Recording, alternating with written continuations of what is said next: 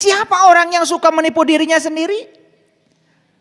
Orang yang menipu dirinya sendiri itu adalah orang yang ngaku-ngaku. Padahal yang diaku tidak sesuai dengan faktanya. Coba kalau di Quran dikatakan ciri orang beriman salah satunya apa? Salatnya kan khusyuk. Itu dinyatakan di Quran kok. Qad aflahal mu'minun alladzina hum fi salatihim khashi'un. Ciri orang beriman tuh satu kata Allah, salatnya khusyuk. Jadi orang beriman salatnya apa? Yang tidak khusyuk? Gitu aja ngaji. Ulangi, orang beriman cirinya apa? Salatnya yang gak khusyuk? Gitu aja kok.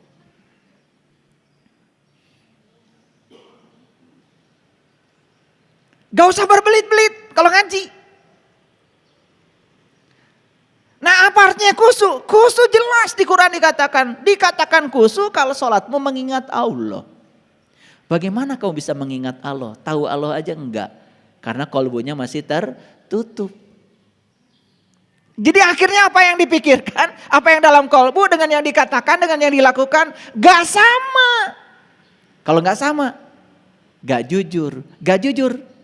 Gitu aja kok. Ini saya sekali lagi, saya sedang ngajarin diri saya. Seperti itu saya ngajarin diri dulu. Dan saya berani mengatakan ini semua sebagai bentuk pengalaman pribadi saya.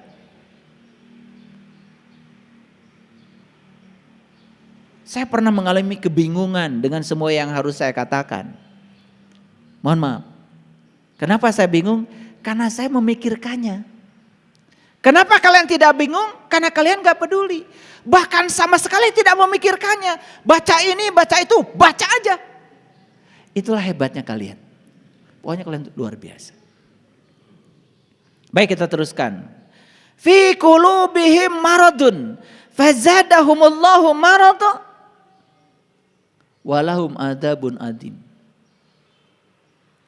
bima kanu yaksibun. Walahum azabun alim bima kanu yaksibun. Dalam kolbu mereka ada penyakit. Lalu ditambah Allah penyakitnya.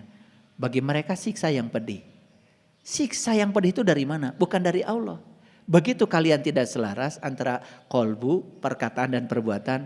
Akan ada rasa bersalah dalam diri. Rasa bersalah itulah dosa. Itu yang menyiksa kita. Itu yang membuat kita tidak bahagia dalam hidup. Karena gak selaras.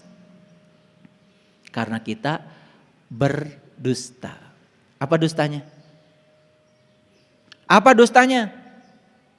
Yang aku beriman. Padahal tidak selaras antara kolbu, perkataan dengan perbuatan. Tidak selaras antara pikiran yang sudah terkendali oleh kolbu dengan perkataan dengan perbuatan. Gak selaras kok ngaku.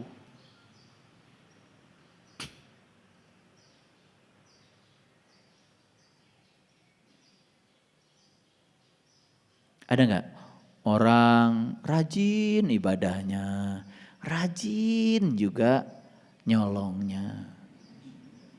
Ada nggak? Ada apa banyak? Lah kenapa begitu? Karena dia tidak mendalam belajar. Kalau mendalam belajar, kalau dalam belajar, saya kalau sudah duduk merenung tafakur, saya suka takut oleh diri saya sendiri. Jadi saya sampai pada titik di mana saya tidak berani mengucapkan kalimat-kalimat itu. Terlalu agung. Saya takut tidak sesuai dengan perilaku saya, itu saja yang saya takutkan. Terlalu agung. Nah, sekarang kita bahas dusta. Jelas ya? Dusta itu adalah tidak selarasnya antara kolbu, perkataan dan perbuatan. Tidak selarasnya antara pikiran, perkataan dan perbuatan. Itu namanya dusta. Nah kita lihat untuk orang yang berdusta apa hadiahnya. Lihat ya. Wa iza qila lahum la tufsidu fil ardh Qalu innama nahnu muslihun. Apabila dikatakan kepada mereka, janganlah kamu membuat kerusakan di muka bumi, mereka menjawab, sesungguhnya kami adalah orang-orang yang mengadakan perbaikan. Lihat saya semuanya. Adakah orang yang membuat kerusakan di muka bumi? Ada? Ulangi dong, jawab. Adakah orang yang membuat kerusakan di muka bumi? Ada. Bumi sekarang ini sudah rusak?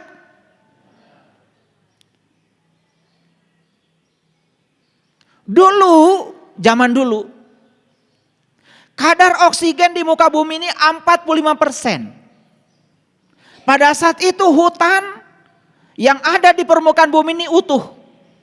Di Papua utuh, di Kalimantan utuh, di Sumatera utuh, di Jawa utuh, di Sulawesi utuh, di semua provinsi utuh hutan. Di seluruh dunia juga utuh. Di Amerika, di Afrika, semuanya utuh. Saat itu permukaan bumi memiliki kadar oksigen 45%. Berapa sekarang kadar oksigen di muka bumi? Kadar oksigen di muka bumi sekarang ini sudah di bawah 35%. Akibatnya apa? Akibatnya semakin kesini manusia semakin kerdil, kekurangan oksigen. Karena otak manusia itu sebetulnya otak manusia itu yang makanannya oksigen. Bayangkan nanti ke depan ketika anak cucu kita lahir kadar oksigen sudah berkurang, otak anak-anak cucu kita semakin ke sana, bukan semakin pintar, kekurangan oksigen, maka semakin tumpul otaknya. Jadi sebetulnya mereka yang merusak hutan, mereka itu merusak generasi yang akan datang. Makanya bumi ini bukan warisan buat kita. Bumi ini adalah titipan buat anak cucu kita. Orang yang beriman, dia akan jaga bumi ini. Karena apa? Bumi ini adalah ibu kita. Dan matahari itu adalah ayah kita. Dan kita tidak akan terlahir ke semesta ini kalau tidak ada perpaduan matahari dan bumi. Tidak ada kalian kalau tidak ada matahari dan bumi. Kalau tidak ada bumi dan matahari, tidak ada kehidupan. Bukankah tubuh kita berasal dari unsur-unsur yang berasal dari bumi? Coba perhatikan, apapun yang ditanam di bumi ini jadi. Nanam jagung jadi jagung, nanam kedelai jadi kedelai. Nanam apa saja jadi, dan semua tanaman dari bumi dipersembahkan buat kita. Walaupun diinjak-injak bumi oleh kita, tapi bumi setiap saat selalu mempersembahkan yang terbaik buat kita. Harusnya kita jaga, itu ibu kita, itu ibu pertiwi kita, itu ibu kita yang sesungguhnya. Perhatikan saya, menyakiti ibu, salah satunya adalah menyakiti bumi ini. Makanya sekarang bumi mengalami ketidakseimbangan, betul? Banjir bandang di mana-mana.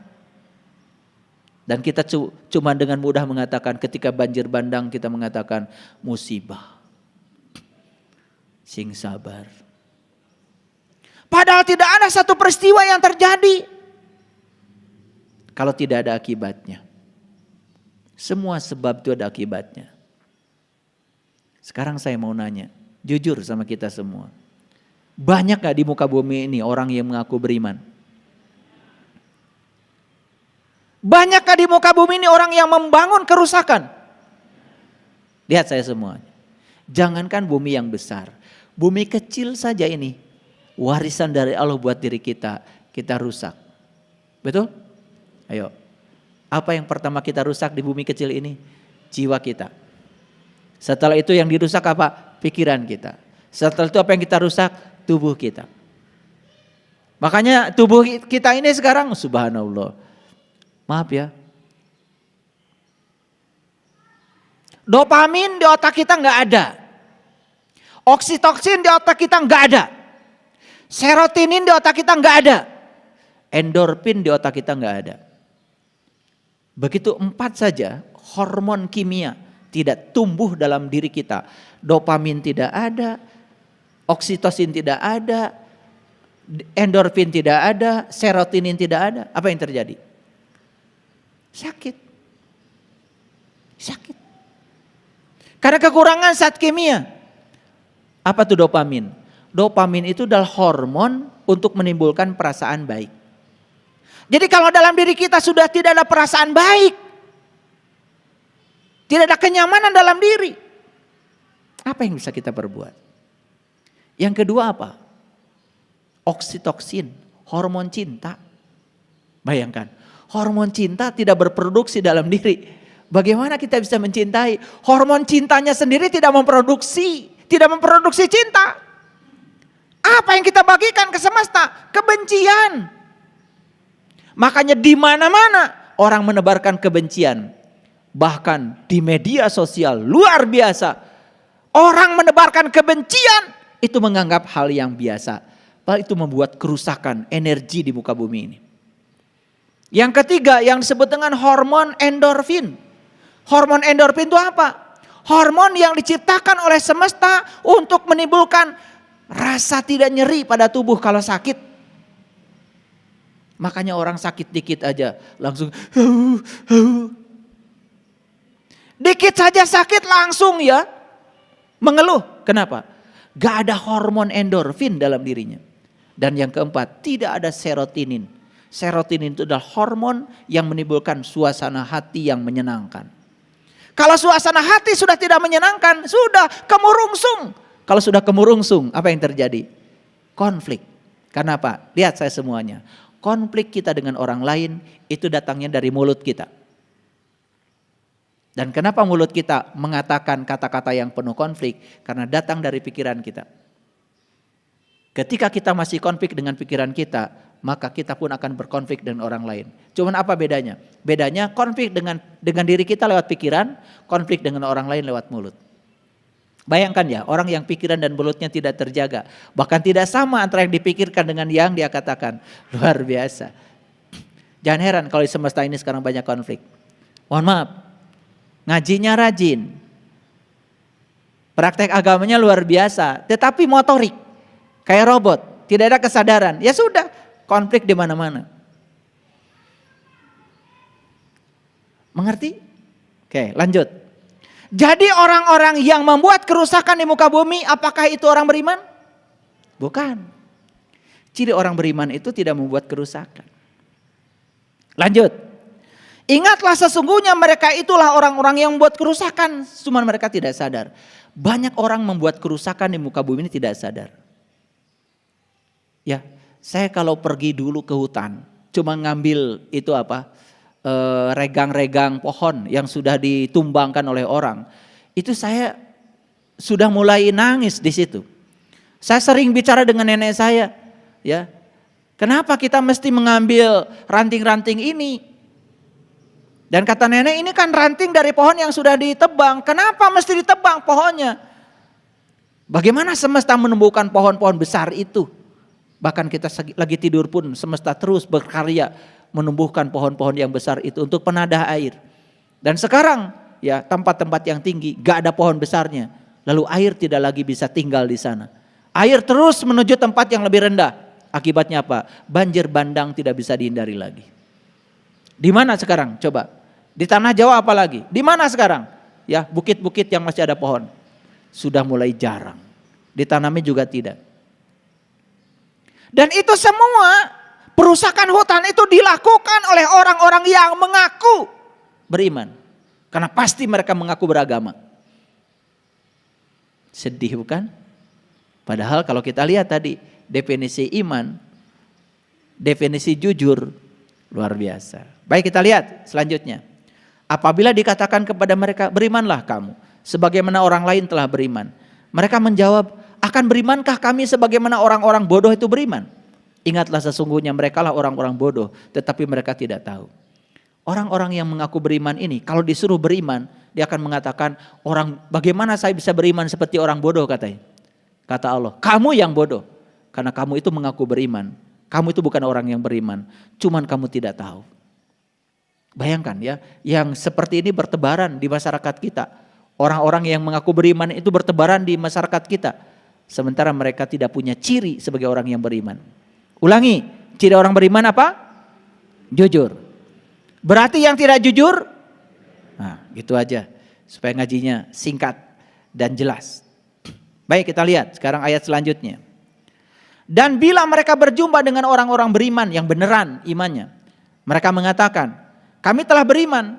Dan bila mereka kembali kepada syaitan-syaitan mereka, mereka mengatakan, sesungguhnya kami sependirian dengan kamu, kami hanyalah mengolok-olok. Inilah orang yang mengaku beriman. Allah akan membalas olok-olokan mereka dan membiarkan mereka terombang-ambing dalam kesesatan. Ulaikal ladzina ishtarawud dhalalata bil huda. Ulaikal ladzina ishtarawud dhalalata bil huda. Sebetulnya mereka ini mengombang-ambing diri dalam kesesatan mereka sendiri, bukan Allah. Mereka itulah orang-orang yang telah membeli kesesatan dengan petunjuk. Fama robihat tijaratuhum wa ma kanu muhtadin. Mereka tidaklah beruntung perniagaan mereka. Mereka juga tidak akan mendapatkan petunjuk. Hati-hati ya. Ketika kita tidak jujur pada diri kita sendiri, sebenarnya kita sedang membuat dinding yang tebal untuk membuat kita selalu tinggal dalam kegelapan. Yuk, kita jujur. Tanyakan sekarang pada diri kita, layakkah saya mengaku orang beriman? Kalau layak mengaku orang beriman, berikutnya, oke, saya orang beriman. Berarti tugas saya adalah menselaraskan apa yang saya pikirkan, harus sama dengan yang saya katakan, harus sama dengan yang saya lakukan. Kalau itu yang kita lakukan, perhatikan saya semuanya. Insya Allah kita tidak akan pernah mengalami penderitaan dalam kehidupan ini. Semua penderitaan berasal dari ketidakselarasan antara pikiran, perkataan, dan perbuatan. Silahkan ya, camkan kata-kata saya. Nah, perumpamaan mereka ini orang yang mengaku beriman, seperti orang yang menyalakan api.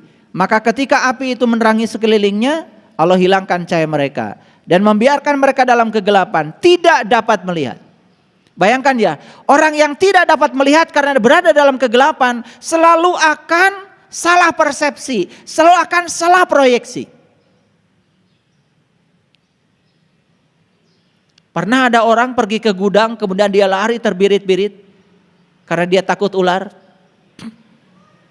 Kenapa dia takut ular? Karena dia tidak bisa melihat. Karena dia yang dia lihat itu adalah kegelapan. Yang ada dalam kegelapan di gudang itu sebenarnya bukan ular, tapi yang ada adalah tambang. Yang ada adalah tali. Tapi karena dia melihat dalam kegelapan, dia pikir itu ular. Dan dia lari terbirit-birit, dan dia kemudian terjatuh, dan dia kemudian celaka. Apakah yang mencelakakan itu ular atau pikiran tentang ular? Yang mencelakakan dia bukan ular, tapi pikiran tentang ular. Apakah pikiran tentang ular sama dengan ular? Tidak, pikiran tentang ular itu adalah hayalan, itu fiksi. Dan umumnya kita semua, lihat saya, menderita dalam hidup bukan oleh objeknya, tetapi oleh pikiran tentang objek.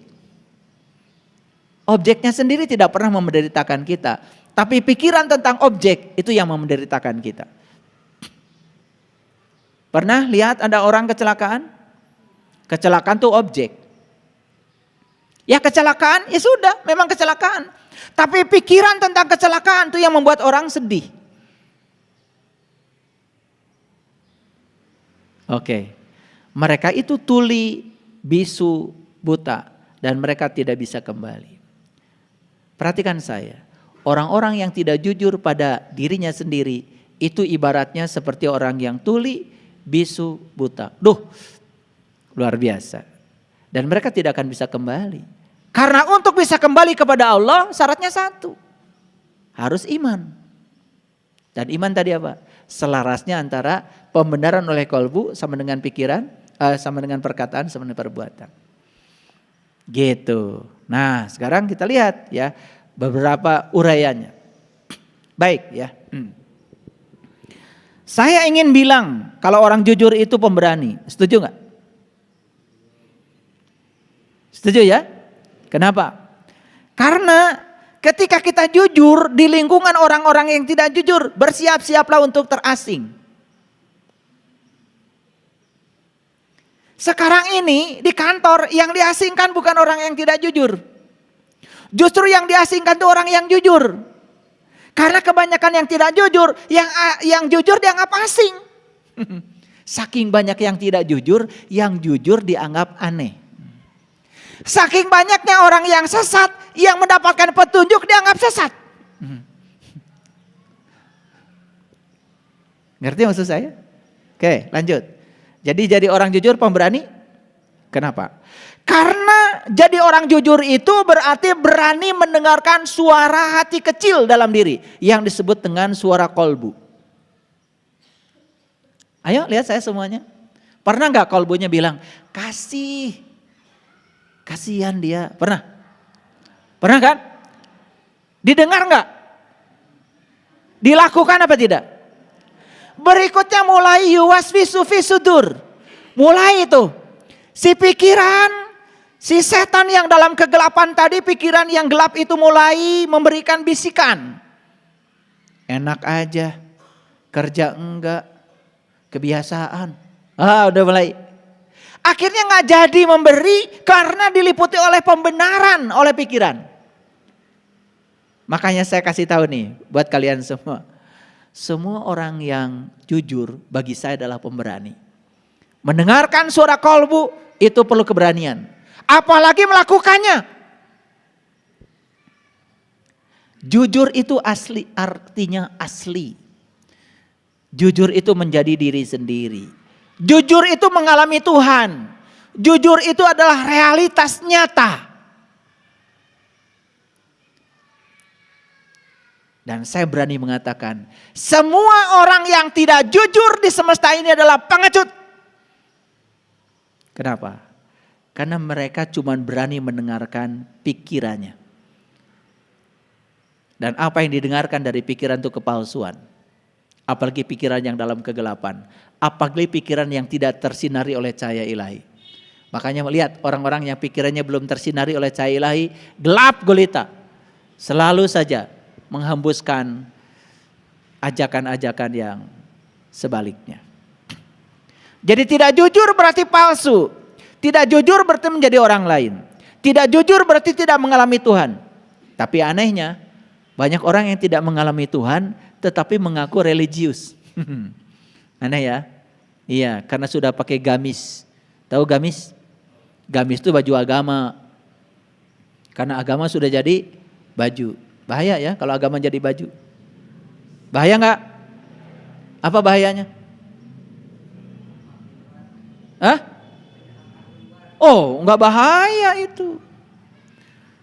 Kalau agama itu baju, bahaya enggak? Ditanya gini aja kalian pusing. Apa bahayanya? Harus menjawab. Harus ada argumen yang masuk akal. Kalau agama itu baju bahaya. Karena kadang-kadang kita nggak pakai baju. Berarti saat nggak pakai baju, nggak beragama dong. Pernah nggak pakai baju? Kalian berdua bersama istrimu, nggak pakai baju. Mandi emang pakai baju? Iya, bahaya tuh, berarti mandi nggak beragama. Makanya jangan bilang aneh-aneh. Agama baju, ntar nggak pakai baju. Ya, agama itu jalan sebetulnya. Ya, jalan. Silakan, lewat jalan manapun silakan. Yang penting tekun di jalan masing-masing. Baik, kita teruskan. Nah, orang yang tidak jujur itu bedanya dengan orang yang jujur. Lihat saya, orang jujur itu dia itu mengalami realitas yang nyata. Orang yang tidak jujur mengalami moralitas sosial. Lihat moralitas sosial bedanya gini. Ini, lihat saya. Ada orang 1000 di kantor. 900 orang tidak jujur. Demi untuk moralitas sosial, maka Anda korbankan ketidakjujuran Anda. Dan Anda ikut bersama-sama orang yang tidak jujur. Karena banyak. Itu namanya moralitas sosial. Nah tanya pada diri kita masing-masing sekarang. Ini moralitas sosial ini banyak gak sekarang? Banyak. Makanya ada ceritanya. Jadi di hutan itu katanya ada raja hutan namanya harimau. Suatu saat harimau ini mengundang semua rakyatnya. Tujuan dari undangannya cuma satu. Rakyatnya ingin dimintai pendapat tentang itu, rumahnya harimau. Tahu nggak rumahnya harimau? Jadi harimau ini punya rumah di hutan. Dan ingin dinilai oleh rakyatnya, ini rumahnya ini seperti apa. Jadi yang pertama dipanggil itu adalah kura-kura. Kura-kura hutan, namanya juga dongeng. Ditanya tuh kura-kura sama harimau, kura-kura, rumahku ini, istanaku ini wangi atau bau?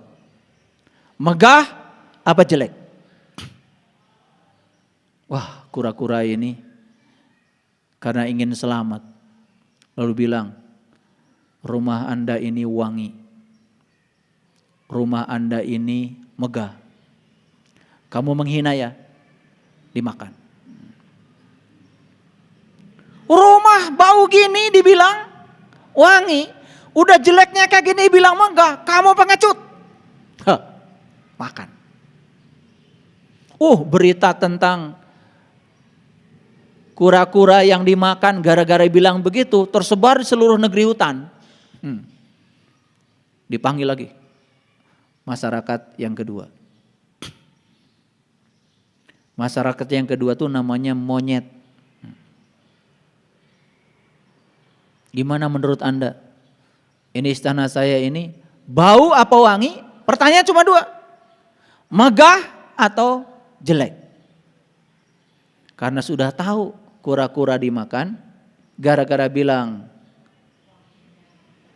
wangi dan megah, maka dia sudah mulai licik. Saya jawab yang sebaliknya. Semoga saya selamat. Dan dia bilang, ya, rumah Anda ini bau luar biasa. Dan rumah Anda ini jelek, berantakan. Kamu bicara terlalu jujur. Saya makan. Berita tentang monyet dimakan gara-gara jujur ini tersebar di seluruh negeri hutan. Dipanggil yang ketiga, kancil. Kalau cerita kancil biasanya licik-licik pintar. Makanya hati-hati dengan orang yang kecil-kecil gitu.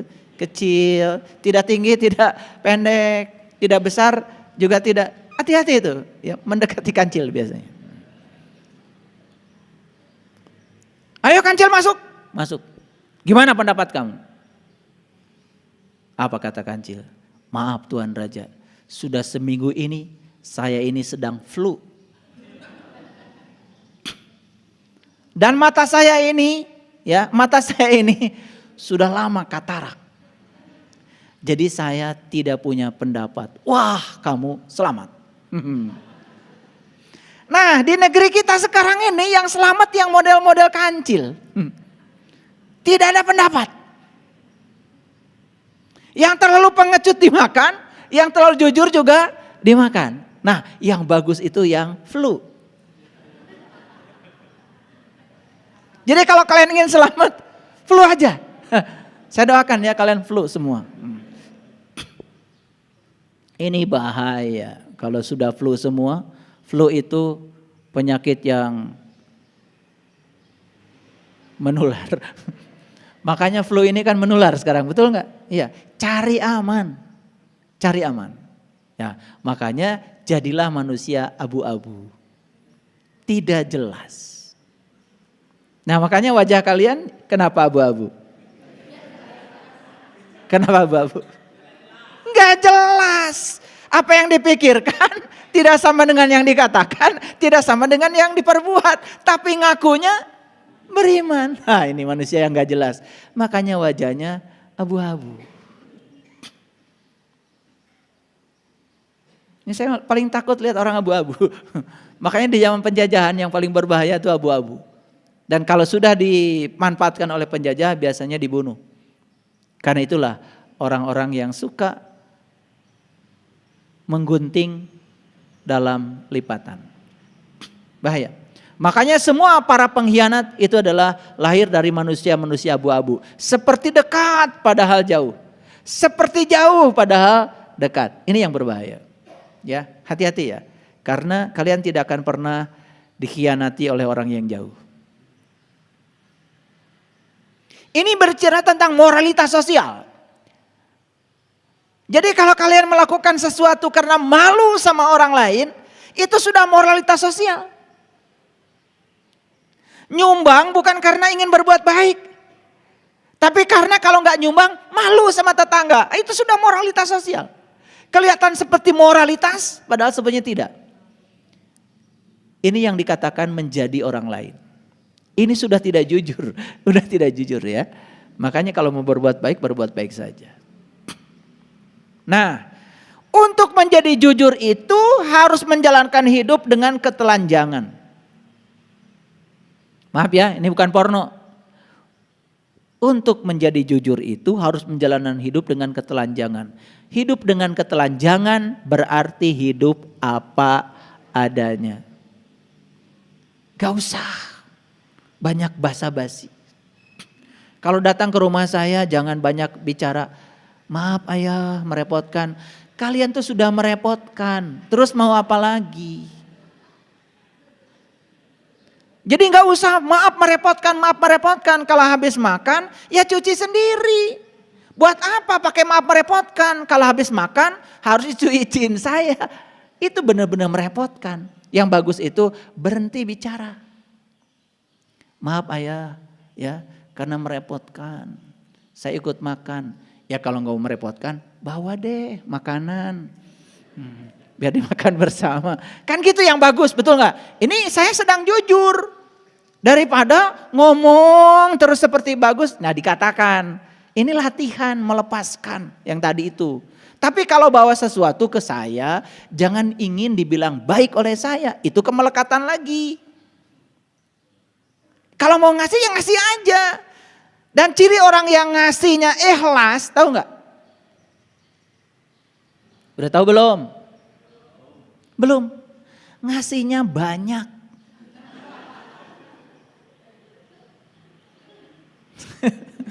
Jadi jangan suka ngomong, gak apa-apa ya sedikit cuy yang penting ikhlas. Sedikit itu tanda gak ikhlas. Karena yang ikhlas itu pasti ngasihnya banyak. Itu aja. Ini soal kejujuran. Menghargai diri. Kejujuran itu menghargai diri. Dan siap mempertahankan segalanya. Tetapi ketika dicemooh, gak apa-apa. Dia berharga. Jadi saya ingat ceritanya Ayah Sartono kemarin di restoran. Berkali-kali dibully oleh istrinya sendiri. Gara-gara apa? Semua panitera-paniteranya beliau di pengadilan kaya raya. Sementara beliau yang hakim bahkan ketua pengadilan hidupnya miskin. Sampai tidak cukup gaji sebagai hakim dia ngajar tiap sore. Ngajar tiap sore. Karena dia tidak mau dikasih, dia tidak mau disuap. Dia ingin menjadi hakim yang jujur dan selalu saja disingkirkan. Tetapi begitu sudah pensiun sekarang, umur beliau sekarang 81 tahun. Dan saya tanya, kenapa umur ayahanda bisa 81 tahun dan sehat, masih bisa naik sepeda gunung? Ternyata syaratnya satu, jujur. Apa yang beliau pikirkan sama yang dikatakan sama yang diperbuat. Makanya beliau tidak pernah mau disuap. Itu yang menyebabkan beliau sehat. Dan kata beliau, ini bukan kata saya. Semua anak-anak buah beliau yang tidak jujur banyak penyakitan. Dan ternyata banyak yang mati di usia muda. Pengen umur panjang? Jujur. Gitu aja kok. Sederhana. Dan untuk jujur itu memang ya ada risiko. Tetapi saya yakin suatu saat orang akan melihat kita berharga. Orang tidak akan pernah mempermainkan kita. Saya ini pernah monef. Tahu monef? Monitoring dan evaluasi. Saya diutus ke daerah-daerah untuk monef. Bagaimana pelaksanaan hibah dari negara yang uangnya miliaran. Dan setiap saya monep ke daerah, itu pasti ya sudah ada suguhan. Amplop setebal ini, dan lain-lain. Dan begitu saya lihat amplop, saya foto langsung saya kirim ke Jakarta, stop bantuan untuk daerah sini. Saya tidak usah ke sekolah, saya tidak usah kemana-mana, hanya dengan melihat amplop di hotel di mana saya tinggal, itu cukup bagi saya. Dan alhamdulillah saya tidak pernah diangkat lagi jadi monep. Syukur alhamdulillah. Karena monep yang dikehendaki bukan yang begitu. Ya. Yang begitu bukan yang begitu. Yang jalan terus, uang negara jalan ke situ dan bagi-bagi. Saya ini memang tidak pernah punya penyakit flu. Makanya lihat kan wajah saya nggak pernah abu-abu kan? Iya, iya. Wajah saya nggak pernah abu-abu. Ya, seperti ini wajah saya. Ya. Jujur itu bukan juga keterpaksaan. Dan saya kasih tahu pada kalian semua, begitu kita jujur akan menimbulkan sukacita yang tak terbatas. Dan kita yang merasakan. Dan jujur juga adalah karakter yang tidak dibudidayakan. Awas ya, karena ada karakter jujur tapi dibudidayakan. Jadi pura-pura jujur. Jadi ada sekarang ini budidaya kejujuran, tetapi itu adalah karbitan. Jujurnya di sekolah, di luar sekolah enggak jujur. Di masjid, di tempat pengajian jujur, di luar enggak. Itu namanya karakter yang dibudidayakan. Makanya yang dibudidayakan itu tidak mahal. Ini Ayah Asep saya kasih tahu. Ayah, saya kemarin kedatangan tamu dari Arab, cari pohon gaharu. Tapi gaharu yang tumbuh di hutan, tidak dibudidayakan. Itu 1 kilonya kulitnya itu bisa sampai 1 miliar. Saya ingat Ayah Asep. Saya bilang Ayah Asep punya pohon gaharu, gak saya sebut di mana, takut dicari orang. Mau gak? Saya bilang saya antar.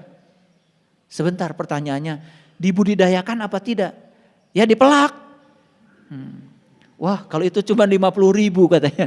Waduh saya ongkos ke Ayah Asepnya aja udah lewat 50.000. Yang gak jadi deh. Jadi yang dibudidayakan itu umumnya itu murah. Yang asli itu yang tumbuh secara alami. Tidak budidayakan. Jadi kejujuran yang alami tidak dibudidayakan itu mahal. Tapi kejujuran yang dibuat-buat. Jujur ketika di kantor, jujur ketika di masjid, di luar itu enggak. Ini dibudidayakan namanya. Itu murah. Nah oleh karena itu semua yang dibudidayakan biasanya palsu. Yang dibudidayakan biasanya semu. Yang dibudidayakan biasanya plastik. Makanya ada operasi plastik. Nah, tahu operasi plastik? Iya, operasi plastik. Jadi hidung kurang mancung, dimancungin. Apakah semua itu menjadi bagus? Ternyata semuanya jelek.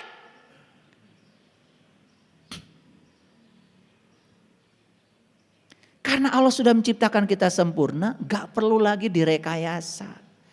Cantik itu bukan soal dimensi luar, cantik itu adalah dimensi dalam kita sebetulnya. Jadi kalau kalian itu baik, berbudi, sopan, memperlakukan orang lain dengan penuh cinta kasih, insya Allah yang perempuan jadi tambah cantik, yang laki-laki jadi tambah ganteng. Ya. Sudahlah, terima saja hidungnya seperti itu. Mau dimancungin terus kalau udah mancung mau apa? Pertanyaan saya cuma sederhana aja. Kalau udah mancung mau apa? Iya kan? Iya, nggak usah dirubah-rubah. Nah makanya ya beda kan mawar asli dengan mawar palsu. Apa bedanya? Mawar yang asli itu berakar di tanah. Berakar di tanah. Karena semua yang asli itu pasti berakar kok. Kalau berakar berarti kuat. Kalau berakar berarti tahan. Karena orang yang jujurnya asli pasti berakar. Tidak bisa dibeli. Tapi yang jujurnya dibudidayakan masih bisa dibeli kok. Gede dikit deh uangnya. Masih bisa disuap. Ini bedanya. Yang kedua, setiap yang asli, kalau mawar yang asli pasti harum bukan? Betul nggak? Dan setiap mawar yang asli tumbuh di bawah matahari. Justru dia itu bisa berbunga dan bagus karena dibakar matahari. Karena dibakar matahari tumbuh menjadi bagus. Jadi yang asli itu begitu. Berakar, harum, tumbuh di bawah matahari.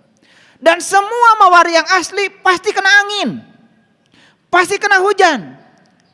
Karena dia ingin menjadi nyata dan asli. Jadi untuk menjadi nyata dan asli harus kena angin, harus kena hujan. Gak takut masuk angin.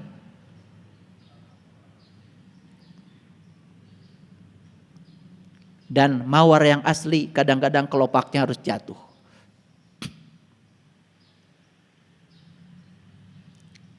Dan mawar yang asli hanya menyediakan keindahan untuk saat ini saja. Tidak abadi. Makanya orang yang hidup saat ini, di sini, sekarang asli. Yang suka terlempar ke masa lalu dan terlempar ke masa depan, palsu. Itu ego, itu pikiran palsu. Mawar yang asli bisa lenyap. Karena dia mengalami kelahiran, dia mengalami kematian, dan dia sadar. Tidak takut mati. Karena setiap kematian akan disertai dengan kelahiran kembali. Mawar yang asli. Dan mawar yang asli hidup dalam bahaya. Jadi hati-hati para sahabat, semua yang asli hidup dalam bahaya. Betul? Batu akik asli, bahaya? Berlian asli, bahaya? Tas asli, bahaya?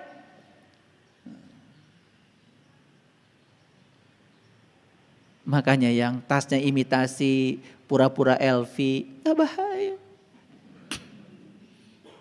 Walaupun ditulisi 2 miliar, makin ditulisi, makin orang gak percaya. Gak akan enak nyuri. Ngerti maksud saya? Jadi, menjadi asli itu memang berbahaya. Jadi orang yang jujur, jadi orang yang asli itu berbahaya. Makanya tidak banyak yang mau.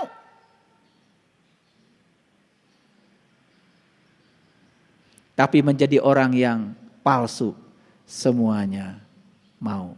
Karena tidak berbahaya. Tetapi tidak berharga. Pertanyaan saya, mau jadi mawar asli, mawar palsu? Pasti kalau ditanya. Tapi kalau saya tanya, siap gak dalam bahaya? Mulai. Kalau ditanya, mau jadi mawar asli, mawar palsu? Jawabannya asli dong. Begitu saja, siap dalam bahaya? Tar dulu. Mawar yang palsu, mawar yang plastik, tahu? Sekarang bunga banyak yang palsu. Tidak butuh akar. Tidak perlu angin, tidak perlu hujan, tidak perlu matahari. Ditenan di mana?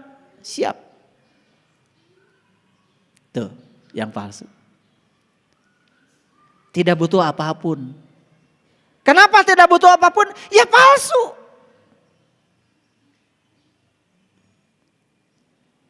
Dan semua yang palsu, cirinya apa? Tidak butuh penempaan. Saya lahir dari 11 bersaudara, anak ke-7. Anak pertama dibelikan mainan. Anak kedua masih ada mainan bekas anak pertama. Anak ketiga masih ada berita. Nyampe ke anak ketiga, kalau anak pertama pernah dibeliin mainan. Anak ke-7 coba, beritanya aja udah gak ada. Ditempa dari kecil. Ditempa dari kecil oleh sistem pendidikan yang penuh dengan kejujuran di keluarga. Dan itu terbawa. Tidak bisa dibeli, mengakar.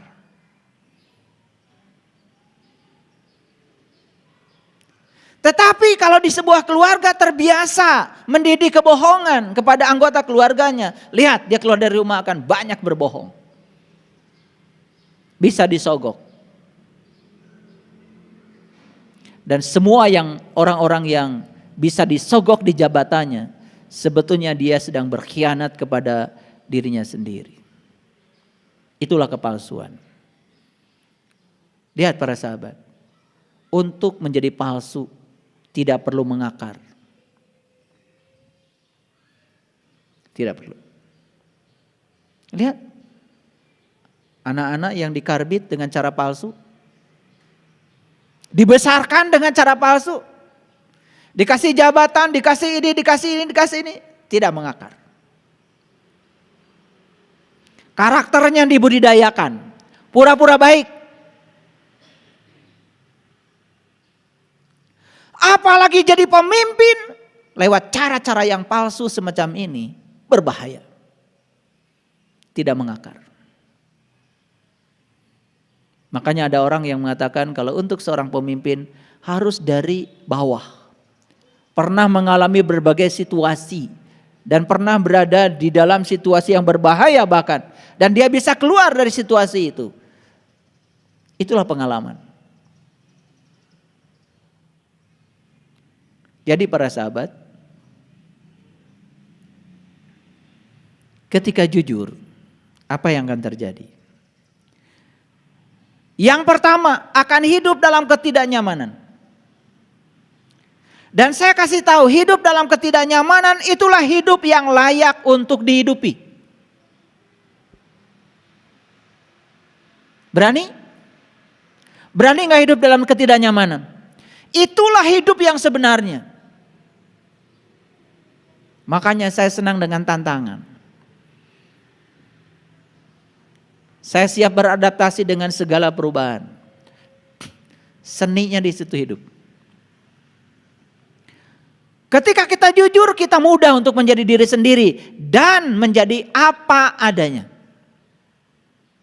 Dan ketika kita jujur, hidup dalam bahaya. Tetapi kalau kita bisa keluar dari bahaya itu, maka di situ ada sukacita, di situ ada kebahagiaan, di sana ada keharuman, dan di sana ada ketentraman batin yang luar biasa.